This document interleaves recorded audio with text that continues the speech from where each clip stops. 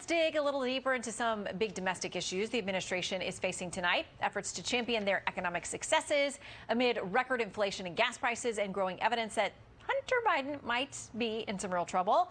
With tonight's Bream Team, Fox News contributors Leslie Marshall, and we are working to bring back in Jason Chaffetz. We're having a few technical difficulties at the moment, so welcome, Leslie. Good to see you. Good to see you, Shannon. So this is something that came out from the presidential Twitter account today. He says our economy, I'm sorry, this is Monday, says our economic strategy has worked and it's still working. We created 6.7 million jobs last year. Unemployment is down to 3.8%. Economy grew at 5.7% last year. We reduced the deficit by $360 billion last year. A lot of critics jumping on this saying, first of all, it's not translating into real world changes for people. We continue to see polling numbers that people say they personally are not doing well economically, and they don't foresee that improving in the near future.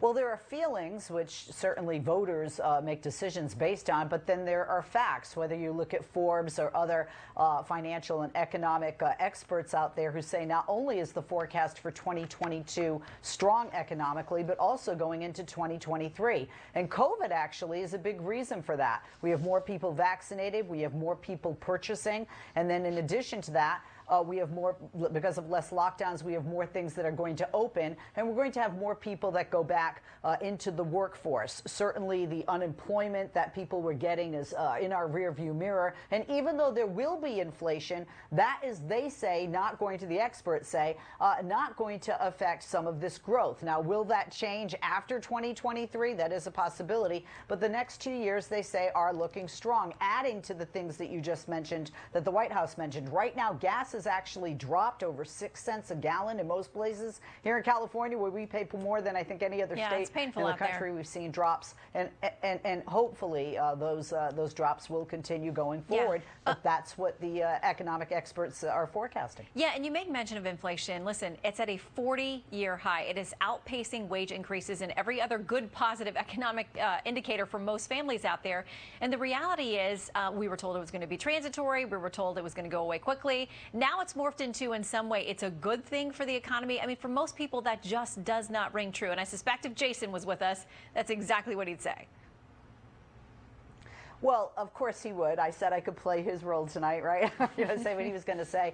Look, and inflation isn't a good thing, but we also have to look at who controls inflation, and the Federal Reserve is in the hot seat on this. And a lot of economic experts have said that they were too passive last year, and that's when they should have increased interest rates. And they're certainly going to be doing that going forward. That does scare people, certainly when they look at housing markets. But if they do not remain passive, it actually could have an offset. And we have to look at other things. COVID definitely hurt us and our economy, and that's changing. That's changing because even though there are new variants, right now it's looking more positive with more people, again, vaccinated, more people entering the workforce, more people purchasing. When we look at just the strength in the fourth quarter last year of our GDP, and when we look at gas prices not just dropping but hopefully continuing to drop, and more people purchasing and stimulating the economy, inflation should not be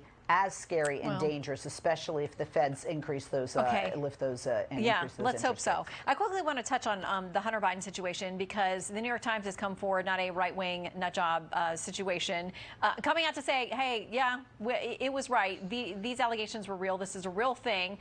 These emails, the Biden administration has not decried them as Russian misinformation, as we were told. The Washington Post now is kind of, on the context of this, saying that they questioned the sourcing for the New York Post, so they had a reason to be skeptical. But listen, quickly, we know, Leslie, that they're not skeptical about a lot of other stories like Donald Trump and Russia and that kind of thing.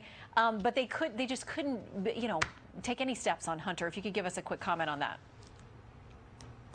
Well, journalism 101, you have to verify your sources, and you don't just not run a story because it seems odd. Look, there's a man having Hunter Biden's laptop. Hunter doesn't pick it up. He gives it to Rudy Giuliani. Rudy Giuliani gives information to the New York Post. That seemed wonky, but just because it seems wonky, it doesn't mean you don't report on it. You need to do your due diligence. You need to verify and look into the sources. And I do want to point out that you mentioned Washington Post, which is not right-leaning, are the people that broke this story to begin with originally in October. Well, the New York Post Of got shut 2020. down over it and lost their Twitter access right before the 2020 election. Anyway, all right, Leslie, you did a nice job of subbing for Jason. We'll check on him and we'll see you again soon. Thanks so much. Sounds good. Thank Our you. cover